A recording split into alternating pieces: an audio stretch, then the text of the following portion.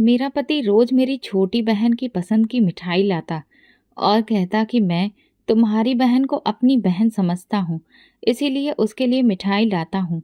उसे मिठाई देने के लिए वो कहता कि उसे घर बुला लो। मैं भी बेफिक्र होकर उसे अपने घर बुला लेती, क्योंकि वो बहुत काली और बदसूरत थी। मेरा पति मुझ जैसी खूबसूरत पत्नी को छोड़कर भला उसकी तरफ क्यों देखेगा। एक दिन मैंने बहन को घर बुलाया और खुद बाथरूम में चली गई, लेकिन फिर फौरन ही जब साबुन लेने बाहर निकली और जो बाहर का नज़ारा देखा तो मेरी जान निकल गई। मेरी बहन फर्श पर। जब मैंने राकेश को पहली बार नीलम के लिए मिठाई लाते देखा तो दिल खुशी से भर गया। उस दिन नीलम ने कुछ खास नहीं किया था, बस घर के कोने में बैठी अपनी किताब पढ़ रही थी। राकेश ने आते ही मुझे आवाज़ दी, देखो, आज नीलम के लिए उसकी पसंद के गुलाब जामुन लाया हूँ। नीलम ने चौंक कर राकेश की तरफ देखा, फिर नजरें झुका ली। उसके चेहरे पर हमेशा की तरह खामोशी थी और सुकून।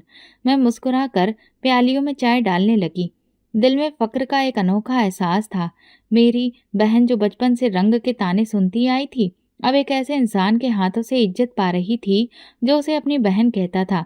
राकेश का व्यवहार मुझे हमेशा सुकून से भरा लगता था। जब भी नीलम को कोई तकलीफ होती तो वो उसके सर पर हाथ रखकर कहता, कभी लगे कि तुम्हें कोई कम समझ रहा है तो याद रखना कि तुम मेरी इज्जत हो।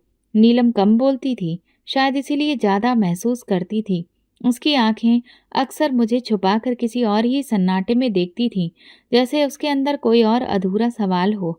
एक दिन दोपहर को मैंने उसे आंगन में बैठे देखा। राकेश भी पास में ही था। अखबार पढ़ते पढ़ते उसने एक बात कही, नीलम, तुम्हारा सलीका कमाल का है। तुम जैसी हो बहनें तो जिंदगी सुकून से गुजरे। नीलम ने बस सर हिलाया, पर उसके होठों पर एक अजीब मुस्कुराहट थी जो मेरे दिल को ठंडक दे गई। शाम को जब मैंने राकेश से पूछा, तुम नीलम को इतना खास क्यों समझते हो, उसने कहा, क्योंकि वो सबसे अलग है। अपनी बातों में, अपनी खामोशी में, अपनी सच्चाई में। वो मुझे अपनी छोटी बहन की याद दिलाती है जो अब नहीं रही। मैं वो बात दिल से लगा ली। नीलम वाकई किसी की याद हो सकती थी। वो एक परफेक्ट पर्सनैलिटी थी, बस दुनिया ने उसके रंग को एक पर्दा बना दिया था। मैंने कई बार उसे आईने में खुद को देखते पाया, फिर नजरें चुरा लेती। एक बार मैंने कहा, नीलम, तुम बहुत खूबसूरत हो। उसने हंसकर कहा, ये खूबसूरती कभी किसी की पसंद नहीं बनी, ना स्कूल में, ना मोहल्ले में, ना ही कभी सपने में। एक बार वो बीमार पड़ गई। बुखार था, कमजोरी थी। राकेश ने ऑफिस से छुट्टी ले ली, खुद से डॉक्टर के पास लेकर गया। वापस आकर उसने बताया, नीलम का ख्याल रखना जरूरी है, वो अपनी हेल्थ पर बिल्कुल भी ध्यान नहीं देती। मैंने इस बात पर सर हिलाया। अंदर ही अंदर ये सब मेरे दिल को और भी ज्यादा नरम बना रहा था। मैं सोचती थी कि शायद मेरी प्रार्थनाएं रंग ला चुकी हैं। एक ऐसा पति जो मेरी बहन को अपनी बहन से भी बढ़कर चाहता है। नीलम का बर्थडे था तो मैंने सोचा कि सादगी से मना लेंगे, लेकिन राकेश ने छोटा सा सरप्राइज प्लान किया। घर के आंगन में कुछ दोस्तों को बुलाया, छोटा सा केक और नीलम के लिए किताब, काली लड़कियों की खामोश कहानी, उसे ट्रॉफी की तरह दी। नीलम की आंखें नम हो गईं, मगर उसने कुछ नहीं कहा, बस केक काटते हुए एक लंबी नजर राकेश पर जा रुकी, फिर जल्दी से हटा ली। मैंने वो नजर देखी पर कुछ नहीं सोचा। मेरे दिल में शक की कोई जगह ही नहीं थी। आखिर नीलम मेरी बहन थी, सौतेली ही सही, और राकेश, वो तो मेरा सब कुछ था। बचपन में सौतेली माँ के पहले पति से हुई ये बेटी भी माँ की तरह ही मेरी जिम्मेदारी थी। इस दौरान कई और बातें भी हुई जिन पर उस वक्त ध्यान नहीं दिया। एक दिन नीलम ने कहा, दीदी, आप बहुत लकी हैं, राकेश जैसा पति हर लड़की को नहीं मिलता। मैंने हंसकर कहा, और तुम बहुत खुशकिस्मत हो कि तुम्हें ऐसे जीजाजी मिले हैं। नीलम ने हल्की सी हाँ कही और कमरे से बाहर चली गई। कभी कभी राकेश रात को देर से आता तो नीलम दरवाजा खोल देती। मैं किचन में होती, आवाज सुनती, मगर ये सब नॉर्मल लगता था। एक दिन राकेश ने आकर कहा, नीलम को अकेला मत छोड़ा करो, उसे अकेलापन पसंद नहीं। मैंने चौंक कर उसकी तरफ देखा। वो कुछ कहती नहीं है, मगर महसूस जरूर होता है। मैंने ये सब उसकी आदत समझा। कोई और होती तो शायद सोचती, सवाल करती, पर मैंने कभी राकेश पर शक नहीं किया। वो इंसान जो मेरी बहन के लिए दुनिया से लड़ने का जज्बा रखता था, उस पर शक, ऐसा मैं कभी नहीं कर सकती थी। मेरे लिए नीलम एक दुखती रग थी और राकेश उसका मरहम। ये रिश्ता जो इन दोनों के बीच में पनप रहा था, मुझे एक खुशफहमी में रखे हुए था। नीलम ने जब 10वीं के बाद आगे पढ़ने की इच्छा जाहिर की तो मुझे खुशी हुई। मैं जानती थी कि वह हमेशा किताबों से जुड़ी रही, लेकिन कभी भी अपनी इच्छा को साफ तौर पर जाहिर नहीं किया था। मैंने राकेश से बात की। उसने तुरंत कहा, नीलम जैसी लड़कियों को आगे बढ़ने का मौका ज़रूर मिलना चाहिए। हम दोनों ने शहर के सबसे अच्छे कॉलेज का रुख किया और वहाँ उसका एडमिशन हो गया। पहला दिन आया तो मैंने कहा, मैं नीलम को खुद ले जाती हूँ, मगर राकेश ने मना कर दिया। तुम रोज के काम में उलझ जाती हो, मैं लेकर जाऊंगा। सुबह जल्दी निकल सकता हूँ, कोई दिक्कत नहीं है। मैंने मान लिया। मुझे कभी उस पर शक करने की कोई वजह नहीं मिली थी।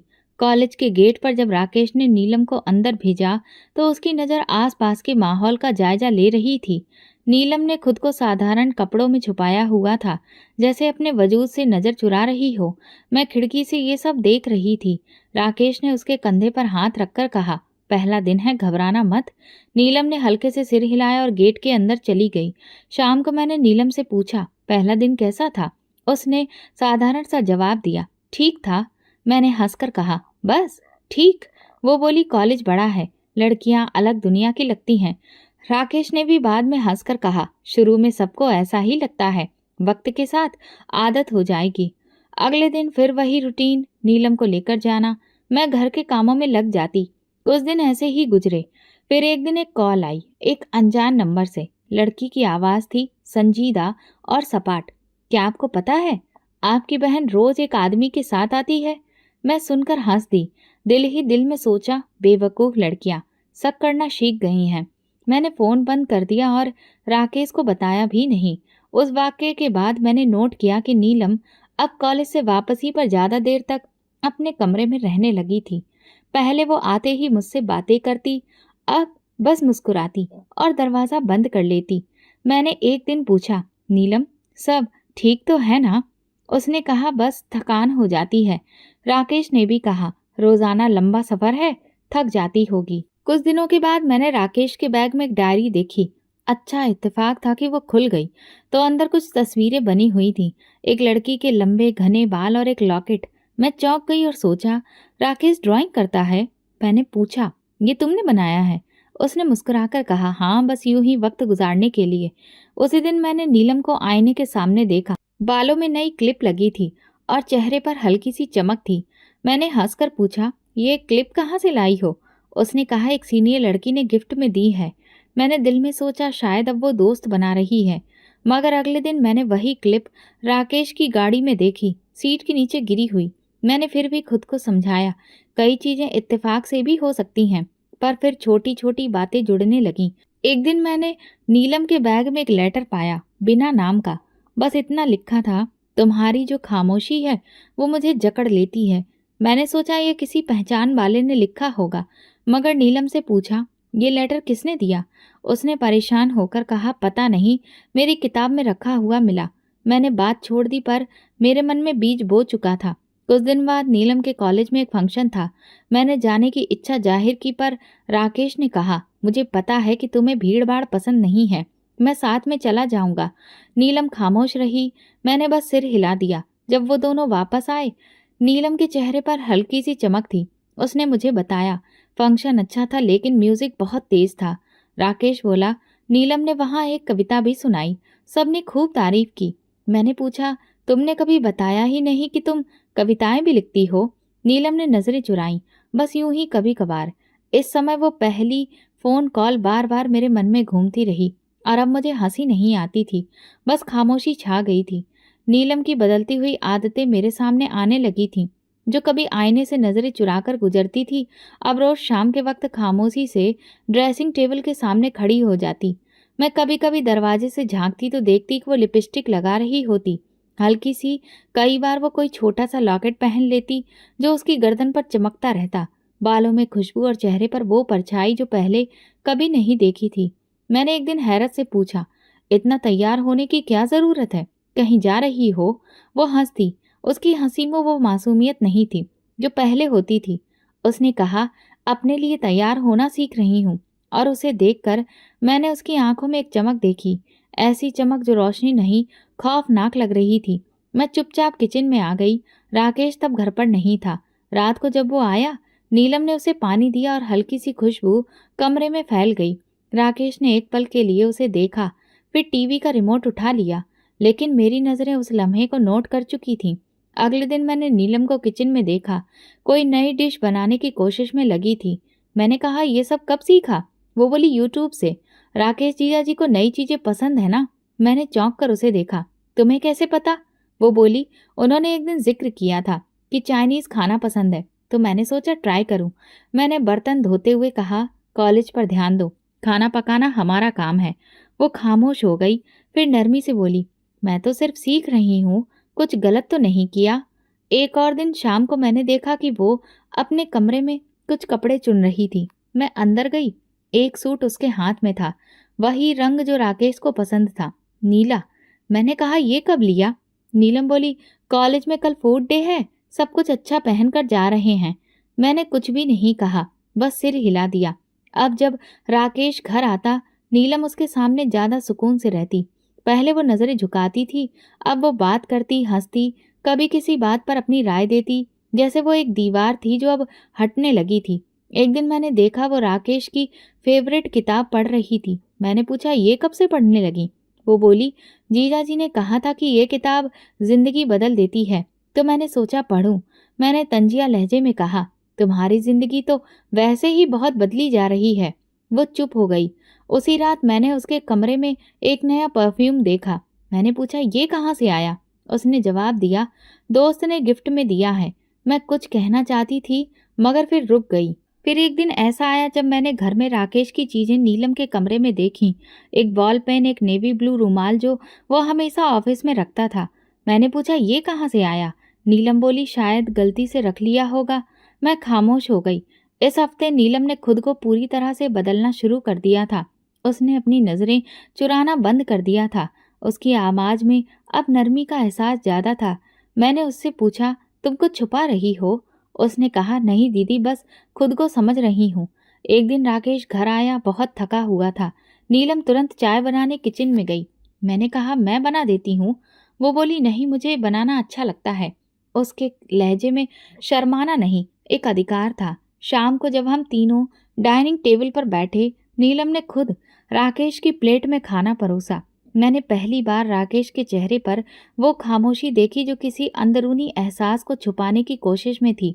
मुझे लगा जैसे मैं किसी ऐसे खेल का हिस्सा बन चुकी हूँ जिसके नियम मेरे सिवा सबको पता है।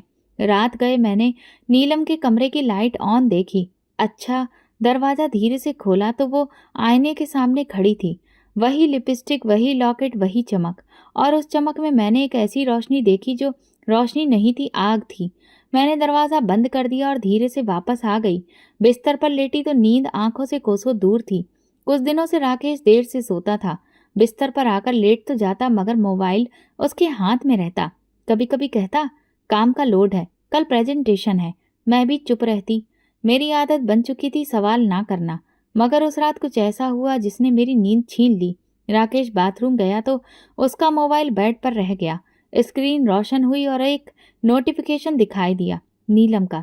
थैंक यू, आपकी बातों से नींद आ गई। वक्त 2:14 रात का। मेरे हाथ वहीं पर, मेरी नज़र स्क्रीन पर जम गई। मैसेज बस छोटा सा था, लेकिन उसमें सब कुछ लिखा था। मैंने मोबाइल नहीं छेड़ा, बस स्क्रीन बंद कर दी। राकेश वापस आया, मोबाइल उठाया, एक नज़र मुझ पर डाली और साइड टेबल पर रख दिया। मैंने कुछ नहीं कहा, लेकिन अंदर कुछ ऐसा टूटा था जो आवाज़ नहीं करता था, मगर सांस लेना मुश्किल बना देता था। सुबह वो ऑफिस चला गया। मैं अकेली बैठी किचन में बर्तन धोती रही। नीलम कमरे से निकली, चाय बनाने लगी। मैंने देखा उसकी आंखों में नींद नहीं थी, मगर चेहरा खुशहाल था, जैसे रात को किसी ने उसके सारे उलझे हुए सवालों को सुलझा दिया हो। मैंने धीरे से पूछा, रात को देर तक जाग रही थी? उसने चौंक कर मेरी तरफ देखा, फिर नजरें चुरा ली।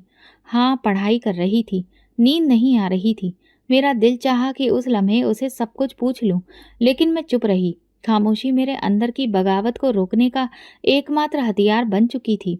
दोपहर को राकेश ने कॉल की, आज ऑफिस में देर हो जाएगी, क्लाइंट्स आ रहे हैं। मैंने कहा, ठीक है, खाना गर्म कर दूंगी। उसने फोन बंद कर दिया।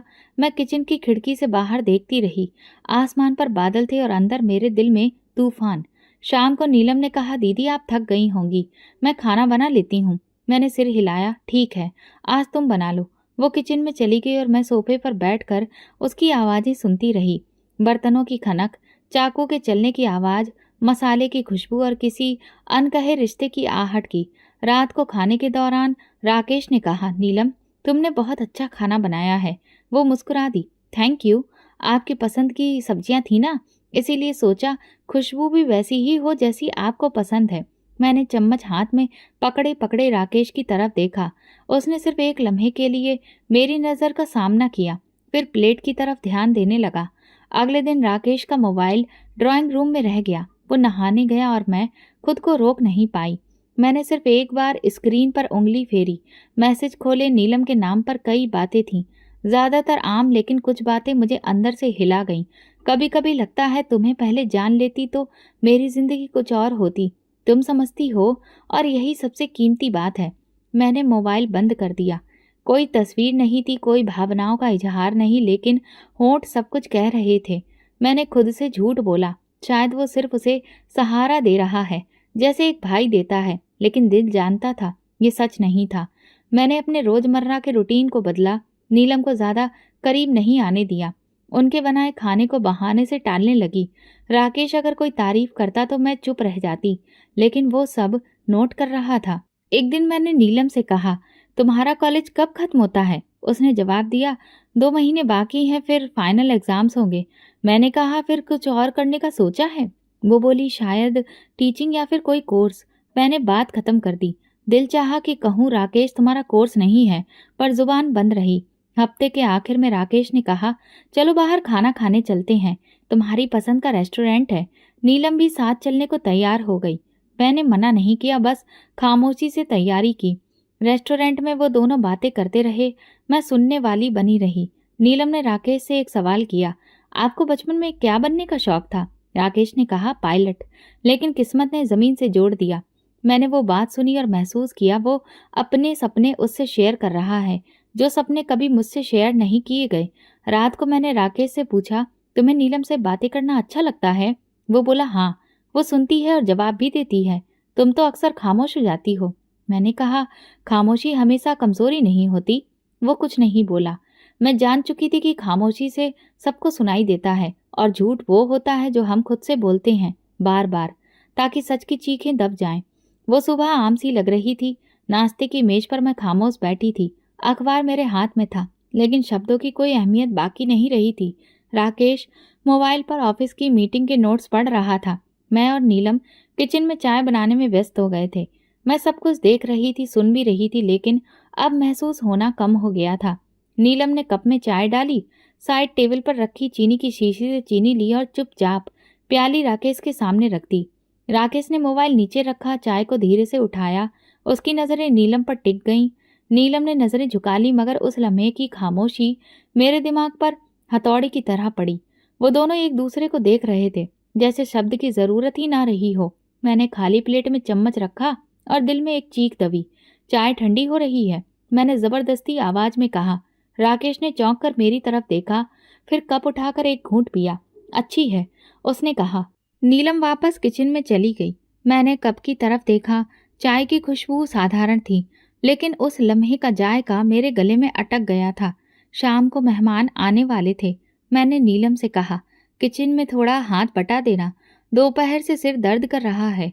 उसने तुरंत चूल्हा संभाल लिया। सब्जी काटने लगी। काम के दौरान राकेश आया और नीलम से पूछा, पिछले हफ्ते की फिल्म देखी तुमने? उसने हंसकर कहा, नहीं, दीदी ने टीवी पर चैनल ही बदल दिया था, मैं पूरी नहीं देख सकी। राकेश ने मेरी तरफ देखा, कभी उसकी पसंद का भी कुछ लगा दिया करो। मैंने नजरें चुरा ली। अब राकेश मुझे नसीहतें देने लगा था। रात गए, सब सोने चले गए। मैं उठकर पानी पीने किचन में आई तो देखा नीलम किचन साफ कर रही थी। मैंने पूछा, इतनी रात गए? वो बोली, आप थक गई थी, मैंने सोचा आप आराम करिए, बस मैं कर लेती हूँ। मैं उसके पास खड़ी रही, फिर धीरे से बोली, तुम्हें लगता है तुम सब कुछ संभाल सकती हो? वो चौंक गई, मेरी तरफ देखा। क्या मतलब? मैंने कहा, राकेश के लिए चाय, खाना, फिल्म सब तुम्हें ही याद रहता है। उसने कुछ देर खामोशी ओढ़ी, फिर बोली, मैं बस मदद कर रही हूँ। पहले उस रात कुछ नहीं कहा, लेकिन मेरी रात रो रो कर गुजर गई। एक दिन मैंने नीलम को राकेश के साथ बैठे देखा। वो उसे किताब दिखा रही थी। मैं दूर से सुन रही थी। ये वाला पेज देखिए, ये जो लिखा है ना, वो मुझे आपकी बातों जैसा लगता है। राकेश हल्का सा मुस्कुराया और किताब खोलकर देखने लगा। मैं अंदर आई तो वे दोनों खामोश हो गए। मैंने एक पल को उनकी नजरें महसूस की, जैसे वो मुझसे कुछ छुपा रहे हों। राकेश ने बात का रुख बदल दिया। आज खाने में क्या है? मैंने जवाब दिया, जिसका स्वाद तुम्हें अब याद नहीं रहता। वो चुप हो गया और नीलम चेहरा झुकाकर किचन में चली गई। कुछ दिन के बाद सुबह नीलम ने फिर चाय बनाई। मैंने कप उठाने के लिए हाथ बढ़ाया तो उसने राकेश के सामने रख दिया। मेरे हाथ हवा में रह गए। राकेश ने बस एक लम्हे को मेरी तरफ देखा, जैसे कुछ कहना चाहता हो, मगर वो लम्हा गुजर गया। मैंने उस दिन चाय नहीं पी। वो लम्हा मेरी जुबान से नहीं, मेरे दिल से निकल चुका था। खामोश चाय मेरे सब्र की आखिरी कड़ी थी। मैंने बहुत दिनों से किसी से दिल की बात नहीं की थी। अंदर ही अंदर सब सहती जा रही थी, जैसे खामोशी मेरे वजूद का हिस्सा बन गई हो। लेकिन उस दिन जब सोनिया मिली, उसकी आंखों में एक अलग ही सवाल था। हम कॉफी शॉप पर बैठे थे, पर मेरी नजरें बार बार मोबाइल पर जा रही थीं। राकेश ने निकलते वक्त कहा था, नीलम को कॉलेज से लेते हुए कुछ मिठाई लेते आऊंगा। उसकी तबीयत आज कुछ बोझिल सी थी। सोनिया ने कॉफी का घूंट लिया, फिर बोली, तुम्हारा पति रोज मिठाई लेकर आता है ना? तुम्हारी बहन के लिए? मैंने सर हिलाया। हाँ, वो कहता है नीलम को मीठा पसंद है। सोनिया ने आईब्रो चढ़ाई। बस इसीलिए? या फिर तुम्हें पता ही नहीं कि वो अब क्या पसंद करता है? मैं हंस पड़ी। सोनिया, वो नीलम है, मेरी काली शर्मीली साधारण बहन। उसे कोई वैसे नहीं देखता जैसे हम देखते हैं।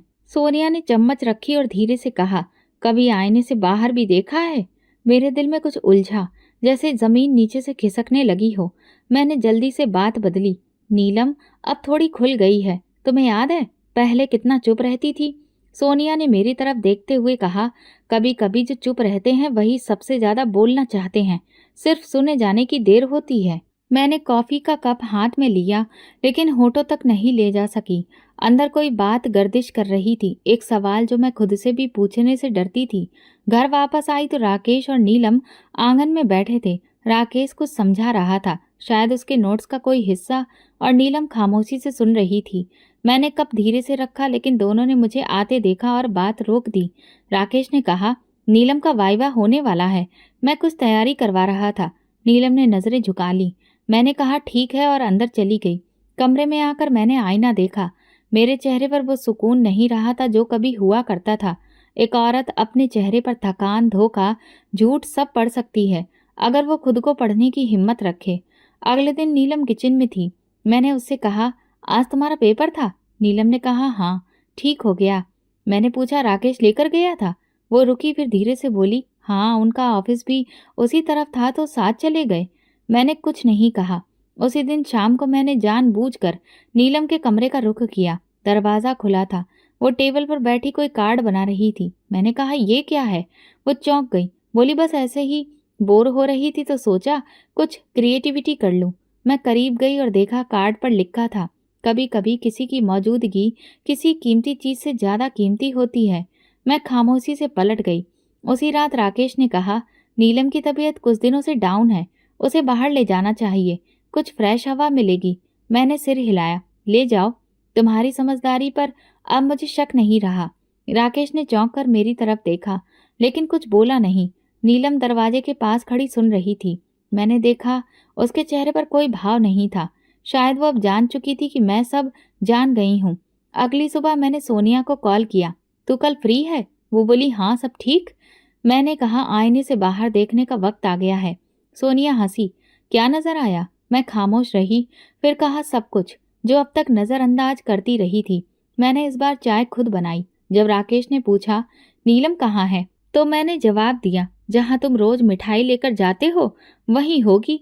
वो खामोश हो गया और मुझे लगने लगा कि सच के करीब होना सबसे तकलीफदेह बात होती है। कई दिनों से मैं हर लम्हा कुछ न कुछ देख रही थी, एक खामोश सिलसिला जो अब नजरों से नहीं, दिल को जख्मी करने लगा था। मैंने हर छोटी बात को नजरअंदाज किया, हर बड़े लम्हे को इत्तेफाक समझा, लेकिन कुछ बातें ऐसी होती हैं जो अंदर जम जाती हैं, जैसे कोई दाग जो न छूटता है न छुड़ाता है। वो शाम बारिश हो रही थी। मैंने आंगन से कपड़े समेटे और कमरे की तरफ बढ़ गई। नीलम बैठी किताब पढ़ रही थी। कमरे में अंधेरा था। खिड़की के पास रखी मोमबत्ती की लौ टिमटिमा रही थी। मैं अंदर गई, एक पल को रुकी, फिर धीरे से पूछा, एक बात पूछूं? नीलम ने नजर किताब से हटाई। जी दीदी, मैंने सांस भरकर कहा। राकेश तुमसे इतना क्यों बात करता है? नीलम के हाथ से किताब फिसलते फिसलते रह गई। उसने पलकें झुकाई और धीरे से कहा, क्योंकि आप सुनती नहीं हो। वो सिर्फ सुनता है। उसके शब्द मेरी हड्डियों में सनसनाहट बनकर उतर गए, जैसे किसी ने मेरी हंसती हुई खामोशी को नोचकर बाहर फेंक दिया हो। कमरे में एक पल को खामोशी छा गई। मैं उसके चेहरे की तरफ देखती रही। आंखों में नमी थी, लेकिन शर्मिंदगी नहीं। वो नजरें नहीं चुरा रही थी, जैसे उसने कुछ छुपाने की कोशिश नहीं की थी। मैं पलटकर बाहर आ गई। दिल जैसे सीने में नहीं, पैरों में धड़कने लगा था। अगले दिन राकेश जल्दी घर आ गया। नीलम लॉन्ज में मौजूद थी। उसने कहा, आपको ऑफिस से छुट्टी मिल गई? राकेश हंसा। आज दिल नहीं लग रहा था। सोचा कि तुम लोगों के साथ वक्त गुजार लूं। मैंने बात काट कर कहा, काम का दिल छोड़ना भी अब आसान हो गया है। राकेश ने चौंक कर मेरी तरफ देखा, लेकिन कुछ नहीं कहा। नीलम ने खामोशी से पानी का गिलास लाकर टेबल पर रख दिया। राकेश ने गिलास उठाया और एक लम्हे के लिए नीलम की तरफ देखा, फिर धीरे से कहा, थैंक यू। मैंने बोला, अभी नोट किया। अब हर चीज मेरे लिए नई तरह से मायने रखती है। पानी देना, आंख मिलाना, खामोशी में बात करना, सब कुछ जहर लगने लगा है। शाम को मैंने जानबूझकर राकेश के सामने नीलम की तारीफ की। नीलम बहुत समझदार हो गई है। हर काम खुद सीख रही है, हर वक्त हाजिर। राकेश ने सिर हिलाया। हाँ, उसके जैसा ध्यान रखने वाला कम ही होता है। मैंने सवालिया नजरों से उसकी तरफ देखा। मेरे ध्यान में कभी कमी थी? राकेश ने झिझक कर कहा, नहीं, तुम भी बहुत ख्याल रखती हो। बस नीलम थोड़ी ज्यादा जागरूक है, बात को जल्दी समझती है। मैं हंसने लगी। हाँ, शायद इसीलिए तो तुम उसे इतना सुनते हो। राकेश ने नजर चुराई। नीलम किचन से निकल रही थी। उसके कदम एक लम्हे को रुके, मगर फिर वो बिना कुछ कहे अपने कमरे में चली गई। उसी रात मैंने नीलम को उसके कमरे में बुलाया। वो आई, चेहरा उतरा हुआ था, आंखें लाल। मैंने कुर्सी की तरफ इशारा किया, बैठो। नीलम बैठ गई। मैंने दोबारा वही सवाल दोहराया, मगर इस बार लहजे में कठोरता थी। राकेश तुमसे इतनी बातें क्यों करता है? नीलम ने दोबारा पलकें झुकाई, हाथ कांप रहे थे। फिर धीरे से बोली, क्योंकि वो सुनते हैं। मैं बात करती हूँ और वो सुनते हैं। मैंने टेबल पर रखा गिलास जोर से दबाया। और क्या मैं कुछ नहीं सुनती? क्या मैं सिर्फ काम करने वाली हूँ? नीलम ने एक पल को मेरी तरफ देखा, फिर धीरे से कहा, नहीं दीदी, आप सुनती नहीं, सिर्फ जवाब देती हैं। वो खामोशी में भी जवाब देता है। मेरी सांसें उखड़ने लगीं। मैं कुछ बोल ही ना सकी। नीलम खामोशी से उठी, दरवाजे की तरफ बढ़ी और जाते जाते बोली, मैंने कुछ नहीं मांगा, बस जो सुना वही अच्छा लगा। मैं उसे जाते हुए देखती रही। उसकी कमर सीधी थी, चेहरा सुकून से भरा था, लेकिन आंखें भीगी थीं। मैंने वहाँ की हर चीज़ को देखा। उसे शर्म नहीं, सिर्फ दुख था। किसी के लिए वो आवाज़ हो सकती है, पर मेरे लिए वही लम्हा कयामत था। सुबह मैंने नीलम को आवाज़ दी, किचन में सामान देख लेना, मैं नहा कर आती हूँ। वो कमरे में कुछ लिख रही थी। बिना देखे मेरी तरफ बढ़ी। ठीक है दीदी, आप फिक्र ना करें। मैं बाथरूम में गई, पानी चलाया, तौलिया और शैम्पू उठाया, लेकिन जैसे ही साबुन खत्म हुआ, मैं तौलिया लपेटकर बाहर निकली। दरवाज़ा खुला और फिर जो नज़ारा देखा, मेरी आत्मा जैसे शरीर से निकल गई हो। सामने लॉन्च के पास नीलम बैठी थी। उसकी आंखों में नमी थी, होंठ कांप रहे थे, और राकेश उसके सामने झुका हुआ था। राकेश ने झटके से गर्दन मोड़ी, मुझे देखा और फौरन सीधा हो गया। नीलम के हाथ कांप रहे थे। वो घबराकर खुद को संभालने की कोशिश कर रही थी। मेरे कदम दरवाजे पर जड़ हो गए, जैसे जमीन में धंस गए हों। राकेश ने तुरंत कहा, ये कुछ नहीं है, वो गिर गई थी बस। मैंने हाथ उठाकर उसे रोक दिया। मेरी समझ जैसे कट चुकी थी। उसकी आवाज़ आ रही थी, मगर अब उसका कोई मतलब नहीं रह गया था। नीलम ने उठने की कोशिश की, लेकिन उसका दुपट्टा एक तरफ पड़ा था, बाल बिखरे हुए थे और वो नजरें नहीं उठा पा रही थी। मैंने एक कदम पीछे हटाया और दरवाज़ा बंद कर लिया। कमरे में आकर मैं ज़मीन पर बैठ गई। पूरा शरीर ठंडे पानी से भीगा था, लेकिन आत्मा जैसे पसीने से भीगी हुई थी। राकेश दरवाजे के बाहर आया। वो बस गिर गई थी। तुम गलत समझ रही हो, मैं कसम खा सकता हूँ। मैंने कुछ नहीं कहा। नीलम की चप्पल की आवाज़ सुनाई दी, फिर दरवाज़ा बंद होने की, जैसे वो भी अब कैद हो गई हो। किसी ऐसे लम्हे में जो कभी मिट नहीं सकता। शाम तक मैं बिस्तर पर लेटी रही, किसी से कुछ पूछा नहीं, ना राकेश से ना नीलम से। घर में मातम जैसा माहौल था, मगर ये खामोशी भी तबाही की आवाज़ होती है। रात को राकेश मेरे पास आया, बैठा और धीरे से बोला, क्या तुम मुझ पर भरोसा नहीं करती? मैंने सीधा उसकी आंखों में देखा। वो चुप हो गया। मैंने कहा, झूठ मत बोलो, मुझे अब सच सुनने की आदत हो चुकी है। राकेश ने कहा, मैं कुछ नहीं कहना चाहता, तुम जो चाहे सोच लो। वो हंसी, जो दिल के अंदर खून बनकर निकली थी। अगले दिन नीलम मेरे सामने आई, हाथ में ट्रे थी जिसमें 4 बिस्किट थे, जैसे कुछ हुआ ही ना हो। मैंने कहा, अब भी चाहती हो कि मैं कुछ ना पूछूं? वो रुकी, बस बोली, आपने कुछ खाया नहीं था। मैंने सवाल दोहराया, राकेश के सामने क्यों थी? क्या चल रहा था? नीलम ने नजरें झुका ली, फिर धीरे से बोली, मैंने कुछ नहीं किया।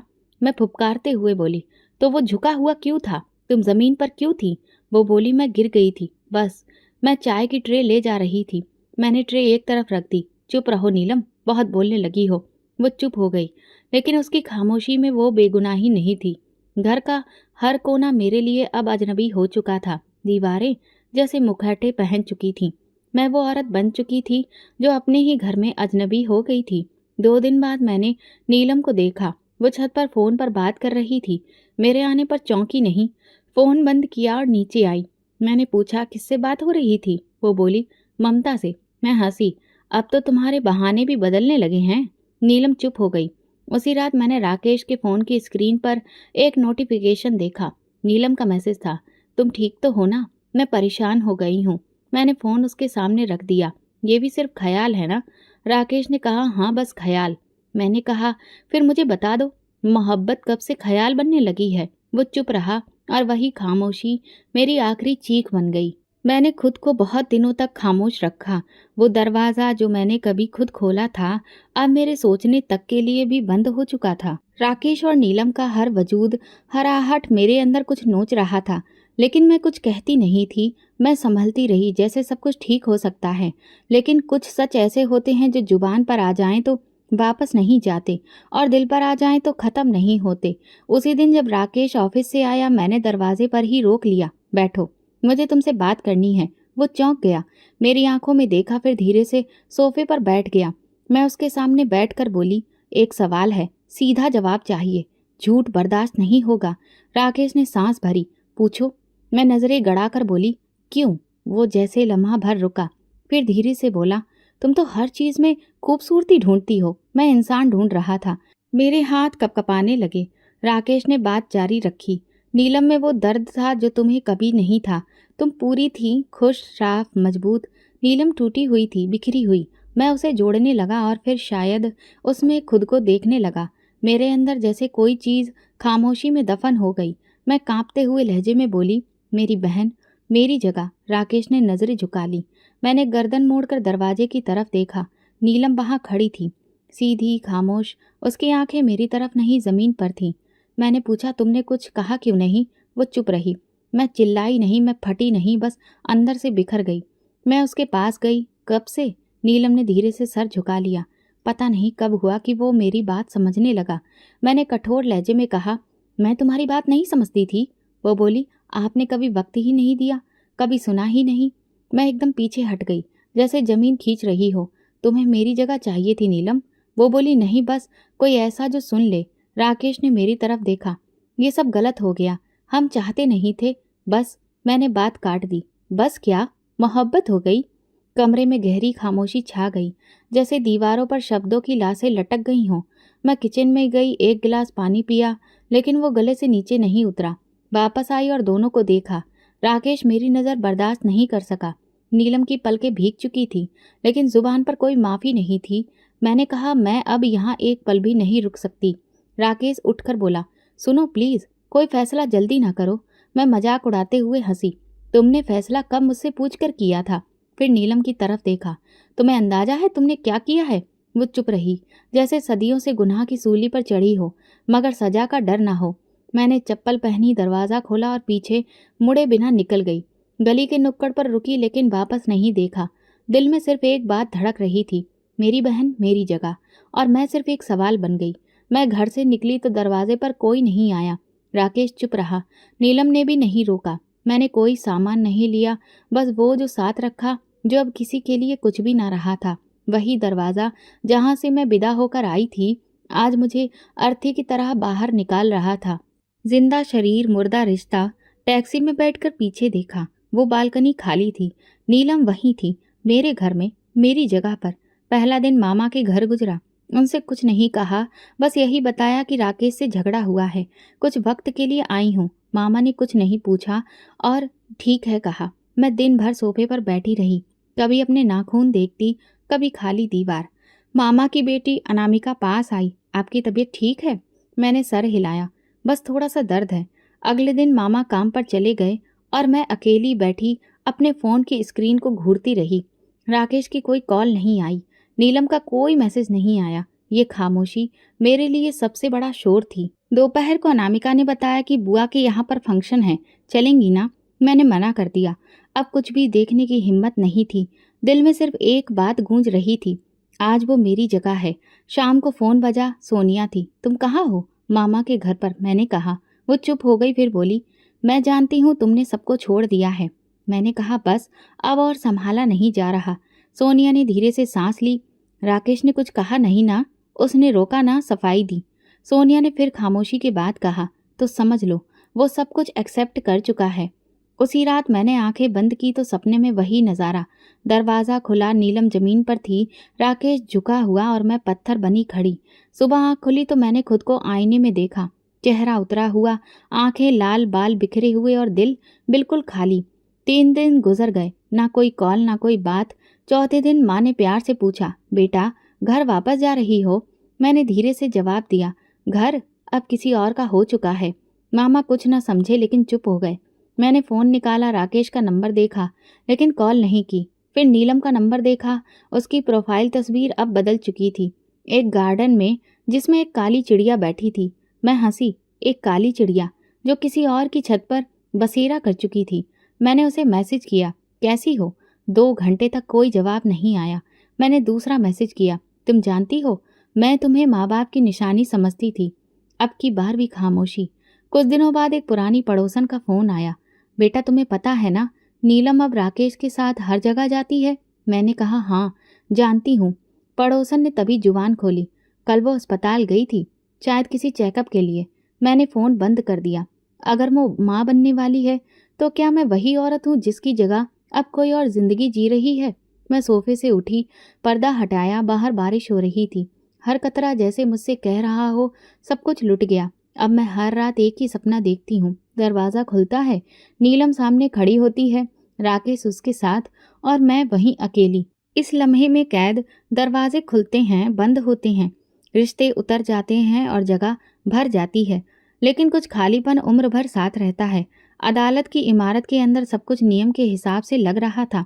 एक टेबल, 2 कुर्सियां और दीवार पर टंगी एक घड़ी जो शायद मेरी जिंदगी की आखिरी घड़ियां गिन रही थी। मैं खामोश बैठी थी। वकील ने सारे कागजात मेरे सामने रखे, एक कलम मेरे हाथ में दी। मैंने कलम को देखा जैसे उसके जरिए कोई रिश्ता तोड़ने जा रही हूँ, जो कभी सपना था, कभी हकीकत और अब सिर्फ एक बोझ। राकेश मेरे बाईं तरफ कुर्सी पर बैठा था। उसके चेहरे पर कोई भी भाव नहीं था, न परेशानी न पछतावा। जज ने पूछा, कोई वजह?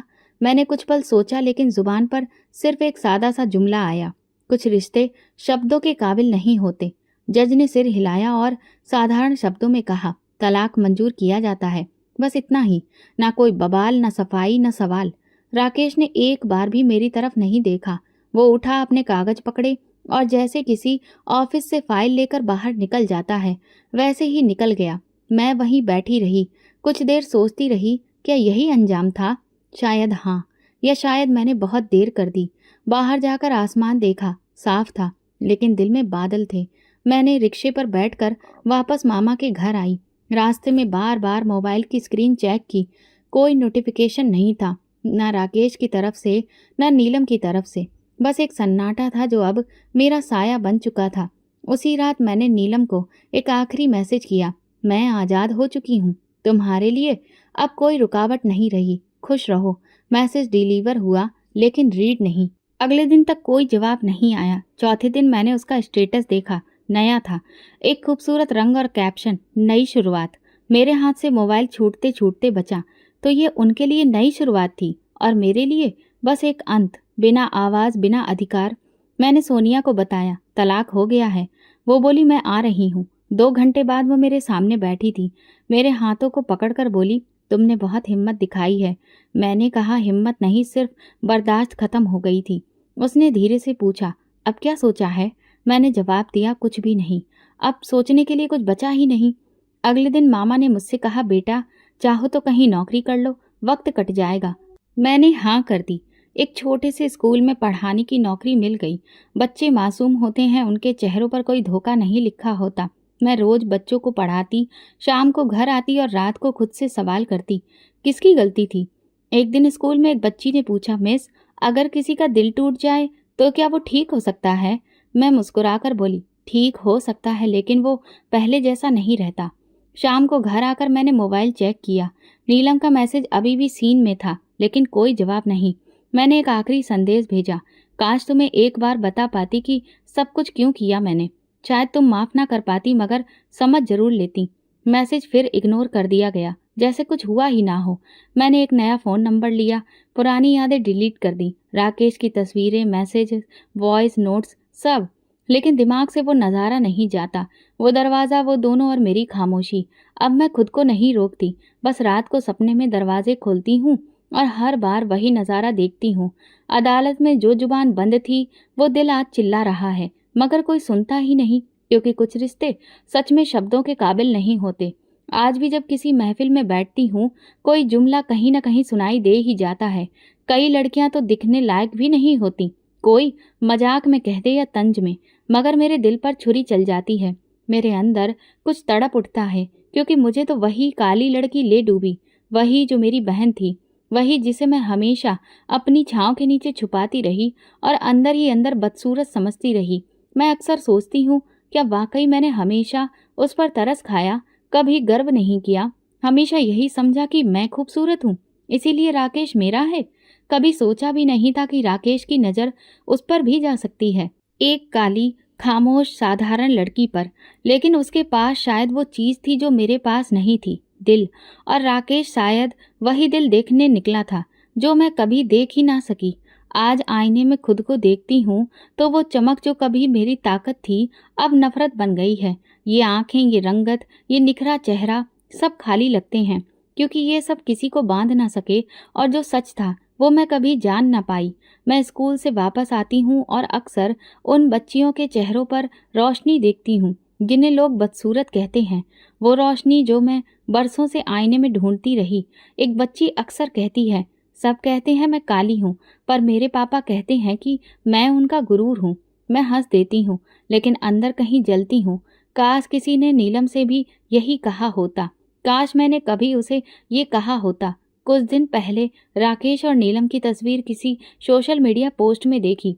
अस्पताल के बाहर नीलम का हाथ राकेश के हाथ में था और कैप्शन था, जिंदगी को एक और मौका मिल गया। मैंने मोबाइल बंद कर दिया। न तस्वीर ने बताया, न शब्दों ने, कि वो मौका किसके मलबे पर खड़ा हुआ है। मेरी जिंदगी जो एक पन्ने पर रुक गई थी, मामा के घर, अब मैं सिर्फ एक जिम्मेदारी हूँ। ना किसी ने शादी का जिक्र किया, न भविष्य का। मैं अब भी सिर्फ एक काम हूँ, सुबह स्कूल, शाम को खामोशी और रात आंखों में वही नज़ारा। कई बार आईना देखने से पहले आंखें बंद कर लेती हूँ। सोचती हूँ अगर खुद को ना देखूं तो क्या सब कुछ भूल जाऊंगी, लेकिन नहीं, दिल में वो सवाल रहता है, क्या नीलम को पता था कि उसकी खूबसूरती मेरी बर्बादी बनेगी? एक शाम स्कूल से लौटी तो सोनिया दरवाजे पर खड़ी थी। बोली, मैं तुम्हें लेने आई हूँ, बाहर चलते हैं। गाड़ी में बैठते हुए उसने कहा, कब तक खुद को कैद रखोगी? मैं चुप रही। उसने हल्की आवाज में कहा, तुम जानती हो, तुम्हारी बहन माँ बनने वाली है। मेरे शरीर का सारा खून जैसे एक पल में खिंच गया हो। मैंने कुछ नहीं कहा। सोनिया ने धीरे से मेरे हाथ पर हाथ रखकर कहा, कभी सोचा, जो तुमने नीलम के बारे में बचपन से सोचा वही तुम्हारे साथ हो जाए तो कैसा लगेगा? मैंने जवाब दिया, सोचती हूँ हर दिन, और यही सबसे बड़ा दुख है। सोनिया ने कहा, लेकिन तुमने उसे माफ नहीं किया ना? मैंने नजरें बाहर मोड़ ली। नहीं, क्योंकि जो कुछ उसने किया वो कभी माफ नहीं किया जा सकता है। मैं जानती हूँ वक्त सब बदल देता है, मगर कुछ जख्म होते हैं जो सिर्फ नज़रों से ओझल होते हैं, दिल से नहीं। एक दिन स्कूल में एक बच्ची ने पूछा, मिस, आपकी बहन है? मैं चौंक गई। कुछ लम्हों तक चुप रही, फिर धीरे से कहा, हाँ, थी। बच्ची ने मुस्कुराकर कहा, वो आप जैसी खूबसूरत होगी ना। मेरे होंठ कांप गए। दिल एक लम्हे को रुक गया। मैंने जवाब दिया, वो मुझसे ज्यादा खूबसूरत थी। उसके पास दिल था। मैं जानती हूँ लोग आज भी नीलम को वैसे ही समझते होंगे, सदा डूबी हुई, कम बोलने वाली। लेकिन उन्हें क्या पता, वही चुप रहने वाले कब किसी की जिंदगी बदल देते हैं। और मैं आज भी हर रात दरवाजे के उसी किनारे खड़ी वही नज़ारा देखती हूँ। वही बहन, वही झुका हुआ पति और वही औरत जिसने खुद को आईने में खूबसूरत समझा मगर अंदर से खाली थी। और सच ये है, खाली दिल से कभी कोई रिश्ता नहीं बनता। तो दोस्तों, अगर आपको हमारी कहानी पसंद आई हो तो कमेंट करके ज़रूर बताएं। वीडियो को लाइक करें और ज़्यादा से ज़्यादा शेयर करें। अगर आप चैनल पर नए हैं तो सब्सक्राइब जरूर करें। नोटिफिकेशन बेल को दबा दें ताकि अगली अपडेट सबसे पहले आपको मिले। धन्यवाद।